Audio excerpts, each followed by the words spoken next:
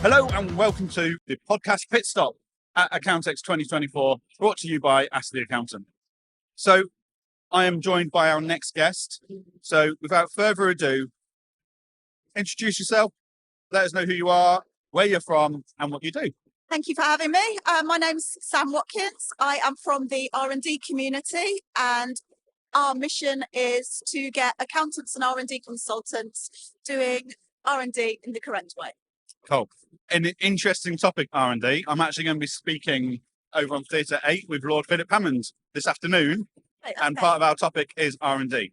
Yes. So he works quite a lot with our R&D firm and stuff like that. Yeah, it does. It's a very heavily policed tax incentive at the moment by HMRC due to all of the cowboys. Yes, indeed. I always say, like, R&D, the most people that are doing R&D these days or claiming to do R&D seem to be the people that a few years ago were selling payment protection plans for banks. They've gone from one to the other. Yes. And it's, full of cowboys, which means small businesses that are genuinely claiming and doing genuine work in research and development are actually suffering a huge administration burden, a huge stress from investigations from HMRC because of more than a few bad players in the industry. So definitely an area that needs some governance and some improvement of standards, shall we say. First question, what are your first impressions of Accountex 2024? It's amazing, isn't it? It's much bigger than I remember. The last one I came to was the one when we were just coming out of lockdown. Okay, yeah. We did an exhibit here last year, but I wasn't here myself. So, it's definitely grown since the last time I was here, for sure. Yeah, I mean, I think they had 10,000 people through the door last year, and they're looking to match or beat that this year. So it's huge, isn't it? Yeah, it is. It is very big. Are you here for both days? No, I'm just here today. What are you looking forward to? What's the reason you chose today over tomorrow? Well, I don't work Thursdays. That'll do it. That's a real key indicator, yeah. Why have you come today? Why have you come to Accountex in general then? To Accountex today because a lot of our members, it's a membership community, a lot of them are exhibiting here today. So it's a good opportunity to get them all in one place and run around and say hello. Yeah. Also, we are interested in partnering with SaaS companies to release our software and training to more people, get more eyes on it. So it's a good opportunity. As we're not exhibiting, I'm not allowed to tout for business. No, but it's a good networking opportunity. Networking opportunity, definitely. Absolutely, yes. Yeah, definitely. Okay, so we are 2.5 hours in. Has there been a highlight so far? Has there been you know what, that's made this whole trip worth it already? I did meet one of our clients in the queue as we were coming to get here. So fantastic. That's a good opportunity to talk to people. I've only been here about 20 minutes. I have to confess myself. So I literally skirted around the edge, got the lay of the land, found where the water is and where the toilets are. Very important. Yeah, key areas, brilliant. But networking and meeting members, key highlights of coming to an event like this. That is the aim. Okay. So, loads of people here today. Yep. You've done events in the past. It's quite easy to come to these things, we find, and have a really good day out or 2 days out and not really take any action from it. Okay. And not really get that value afterwards. Have you got any top tips for our listeners on, if you're going to come to an event like Accountex, this is how you take action from it. How do you make sure you're getting value for your time out of today? Okay, so I always make sure I've got a notebook in here. I know everybody will get tons of swag. Yeah. I'm not really interested in that myself. For me, it is the networking. Yeah. I'm not here to collect socks and notebooks. Yeah. But I make sure that I take notes of all the key people that I speak to. When I get back, make sure if we're not already connected on LinkedIn, connect up on LinkedIn. Fantastic option, yeah. An email just to say thanks ever so much for talking to me. Continuing that conversation. Absolutely, yeah. Keep continuing the conversation, but not being pushy or trying to get anything out of it. Just genuinely wanting to offer my experience and my help, if I can, to other people. Love that. I think a lot of people they do a lot of networking. That's why they're here, and that's great. Let's not just hold that conversation, put that on hold until the next event. Let's continue that on LinkedIn or whatever, email or whatever it is. That's really good. What do you think of the UK accounting event space at the moment? Because we've got a lot of events now. Like, I think pre-COVID now, there is a lot more events. Yeah, there is. And I think it must be very difficult if you're in the market for exhibiting to choose where you want to go to get the best bang for your buck, I suppose. Got to get that return on investment. Absolutely, yeah. I've already been to Fab. I went to DAS. Yeah. I went to GBX yesterday. Okay. Here today. Wow. So Okay. as a visitor, it's not so expensive. Yeah. But as an Well, exhibitor, it's your time still. There's a value there. it's time at the office. And Yeah. nobody does your work while you're out, do they? So No. it's always a catch up. I had a team. I thought that would happen, but no. It doesn't, unfortunately. So yeah, it's important to make the most of it. I think it would be nice if events were more spread out. I Yep. think it's an awful lot to pack into what essentially is about 6 weeks. Yep. Must be very difficult for marketing departments and companies that are exhibiting And budget. be followed up on the leads that you got at DAS before you know it, you're here. Yep. And it's a constant catch up. So it would be nice if they were spread out. Yeah. I think. Have you got a favourite event of the year so far? I haven't been here long enough to say No. context yet, but I really enjoyed Fab Oh, I think that was fantastic. experience. Yeah. I thought it was really good. Conversations we were actually having with a lot of the exhibitors at Fab was it was one of the best return on investment events they've had in a long time. Okay, well that's good. It wasn't big and it wasn't No. scary. Yeah. It was a great place to go to wander around to meet people. It wasn't as noisy and as busy as it is Yeah. here. There were quiet areas. There's not quiet areas here. I just haven't found them yet. Yeah. I really enjoyed it. And DAS was amazing for the light show. Yeah. And the atmosphere in the room. Maybe not so good if you're neurodiverse. It Yep. was a little bit flashy lights. Yeah. What I really liked about that one though was headphones. Yeah, So you okay. could really listen to the Yeah, they are Yes. Marmite. From what Yeah. people either love them or hate them. So one of these speaking sessions here is a bit overcrowded. You're still here.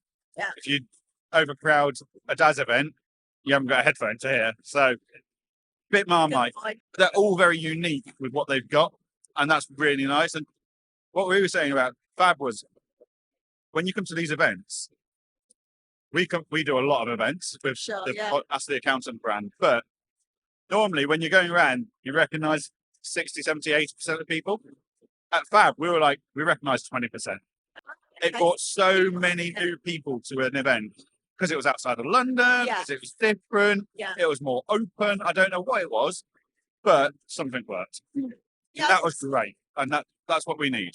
So, how long have you been in the industry?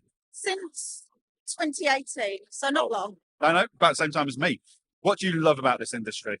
Particularly focusing on R&D because I'm not Yep. I'm not a trained or qualified accountant. I just love the fact that it is rewarding people that are doing genuine good stuff. Yep. And a lot of companies, especially startups, really struggle in the first years. I talk to people they've been working for 3 or 4 years. They're still pre-revenue. It's all just money going out the door. Yeah. And without the tax credit system, I don't know how they keep going. Their Yeah. investors, I think, count on it. But that's also why HMRC being slow to pay out, investigating so much, is causing such a headache. It's causing a massive problem. And the fact that they're going backwards and challenging claims that they let go 2 or 3 years Yeah. ago, and now And- asking for the money back. And Those horror stories, like we've got clients who are genuinely entitled to R&D who have said, we're not interested anymore. Yeah. We're going to stop doing it because we don't want to lay awake at night thinking, when are they going to look at this? Yeah. And that's just, I get they've got to police the fraud, and there's a lot of bad people in this industry for that R&D side of things, but we need to find that balancing point, I think. Oh, absolutely. I think That's really You guys are doing with the best in class, like educational teaching, this is how it should be done, and hopefully providing that insight for as a contact point for HMRC to go, Yeah. come on, let's open the dialogue, let's have that Yeah. conversation. into HMRC yesterday Right. about our training courses. Because in September we're launching the first qualification Okay. in R&D. Wow. So we were talking to HMRC about that yesterday. I'm not saying that they've endorsed it or anything. No, but That there's a dialogue. Yeah, we've been speaking to them for quite a few weeks.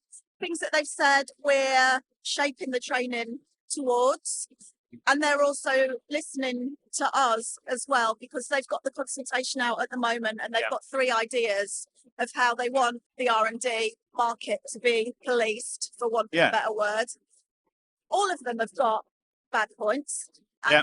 some of them have got some good points. So our aim is really to take the good points from each one and to help shape how the R&D landscape is going to be Fantastic. going forward. Fantastic. So that leads on to, what would you change about this industry? If we're talking about the R&D Yeah. industry, as opposed to the whole of the Yeah, yeah. accounting industry, then yeah, absolutely. Something should have been done a long time ago. I'm not saying governing bodies should be the ones that are in charge of it, because we've seen bad claims done by members of ICAEW, Yeah. by ACCA. It's not by any means just the claim farm type people No. that are putting in bad claims. It's across the board. And I think, it's been going for over 20 years now. Something should have been put in place a long time ago. What you were saying at the beginning is very true. It was the people that made their money in BPI that then thought, oh, there's R&D, we can make some money there. And the ones that have decided now that it's too much trouble seem to be selling sustainable energy and things like that now. So I think that's the next thing that's potentially going to blow up in people's faces is nobody's got any qualifications in it. Yeah. And some people are not doing it with the right motives. Yes. Which should be to help small and medium businesses. And of course, the big businesses as well are still qualified too.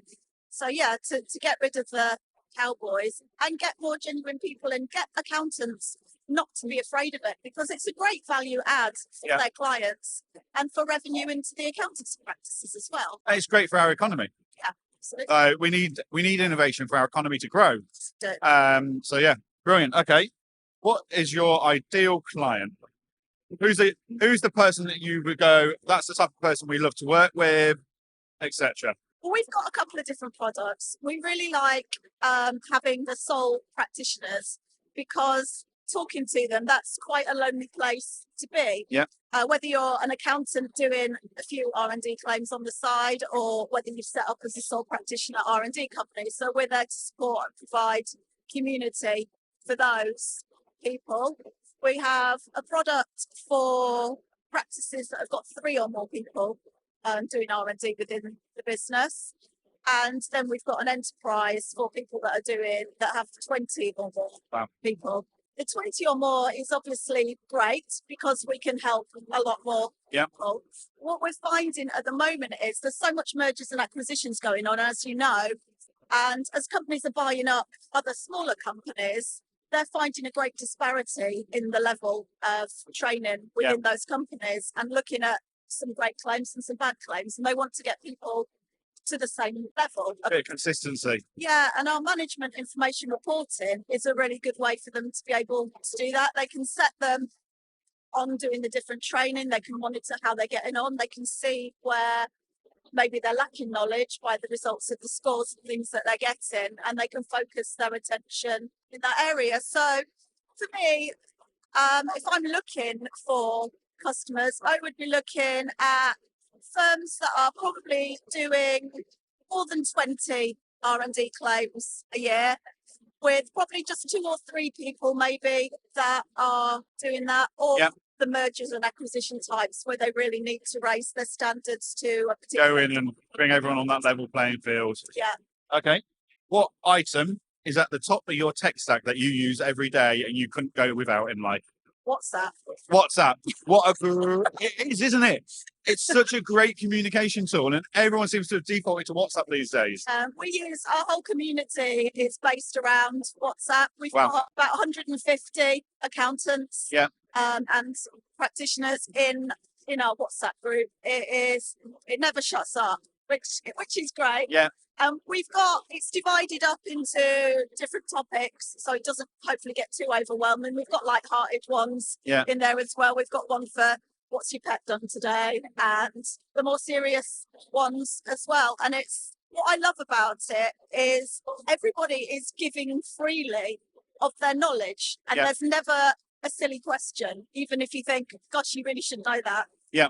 Nobody says it. Yeah. And they'll offer their opinions. It's just helping to raise that and to have that community. So yeah, if the government banned WhatsApp like they're planning to do in America, I'll be very sad. Yeah. The UK wouldn't function. Okay. How do you feel about AI and how is it going to impact on you and your job and your community? I was talking to a very highly regarded person from Sage yesterday, and his opinion was that nothing major was going to happen in his lifetime. And I asked him how old he was, and he's 55. Right. So I don't think there's anything to be scared of. I think we need to embrace it. We need to face the fact that it's not going to go away, and it's something that enhances your business. It gets rid of the day-to-day, more mundane things, Yep. so that you can spend more time with your customers and helping them in different ways. And that's exactly what I always say. It's not going to lose jobs. No. It's going to re-engineer how we spend our time. Yeah. Like text and auto entry and document capture was meant to be the end of the bookkeeper. It wasn't at all. It just re-engineered how they spend their time and the value areas they could spend time on. And that's key. Yeah. And what this guy said yesterday, which was an angle that I'd never thought of, HMRC are never going to change it so that AI signs off a tax return. No. There's always got to be a person involved in it. So nothing to worry about in my lifetime either. It might make it more efficient to produce the tax return, but they're never going to authorize it. So, yeah. Okay, last 2 questions for you today. Okay. First of all, how did you discover Ask the Accountant? Through your LinkedIn Lives. Fantastic. So you watch us each week or some weeks? No, I wouldn't expect anyone to. Yes. The one that I saw was that I thought was really, I'm sure they're all really good, but the one that I saw was with, I've forgotten his name now, the guy from Tax on Demand. Oh, Nick Stobbs. Nick Stobbs. Yeah. Yes. Yeah, I had a conversation with him on Monday. Actually, I think what he's doing with his, you can cut this out if you It's very clever bit of kit. Absolutely, yeah. That is going to be so much help, just to be able to ask a question and get an answer and the citations of why that guidance and links to it. Yeah, so you know it's not hallucinating it. Yeah, I think that is that's maybe not a game changer, but a fantastic tool. Huge help To have. Yeah. In practice. Just boosts that confidence, doesn't it, a bit more in what you already may have thought. Yeah, so that was the first time really that I came across you. Okay, this is your opportunity to plug what you do, what you want to plug to the audience. So feel free to choose a camera of your choice and plug away. Like, where can our audience find you? Next time they think of something, they should think, Sam, I need to speak to Sam. Okay. So, as I said, we're the R&D community. So you can Google the R&D community. You'll find our website there. And at the moment, we have actually a really good course, which is on the new merge scheme that started on the 1st of April this year, explaining the changes. And that is free to download and take part in as well. So if you're interested in R&D and doing it right, I would strongly recommend that you download that course, test your knowledge, and all the other resources are there for you as well. Fantastic. Sam, it's been an absolute pleasure. Please leave your business card. I have an R&D in-house person, and he's working more on acquisitions and due diligence at the moment because we're just not happy with the way HMRC are working and the extra work it's putting on us. So it would be really good to get him access to some of those materials and for him to be able to just reassure himself. And then we can decide from there, do we want to continue with the R&D arena or not? Yeah. But yeah, so please leave your details with me. That'd be fantastic. Thank you for joining us on the podcast Pitstop at the Accountex 2024, brought to you by Ask the Accountant. And stay tuned on the social media channels because the next episode will be coming up very soon. Thank you very much.